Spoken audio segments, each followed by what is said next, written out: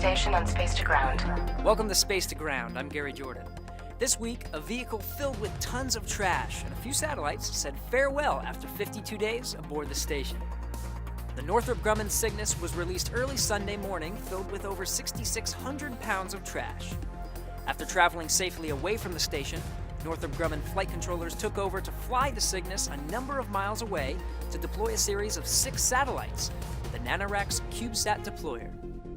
Cygnus is stationed to remain in orbit until July 30th, when it will fire its engines for the last time to begin its fiery demise in the atmosphere over the Pacific Ocean. For the crew, it was right back to work. Nothing is more concrete in an astronaut schedule than science. The crew mixed the contents for the microgravity investigation of cement solidification, or MIX. MIX aims to use the unique environment of the space station to understand this complex process, including how to describe hydration reaction and microstructure formation in cement pastes that could be applied for use in space and on Earth. This week's question comes from T. Pose, who wanted to know how to keep food fresh in space. There are a few methods they use on the International Space Station, and they keep food fresh for quite some time. Space station food usually comes in 2 ways.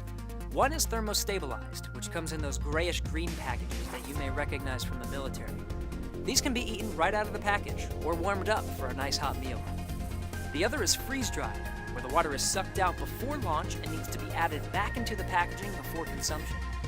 These methods keep the food shelf-stable for a few years, and can reduce the weight so you can launch a lot of meals at once. Keep sending in your questions using the hashtag #SpaceToGround. And if you're a middle school teacher, be sure to tell your students to request images of specific locations on Earth as part of NASA's EarthCam program. See you next week. Off the Earth, for the Earth. Space to ground.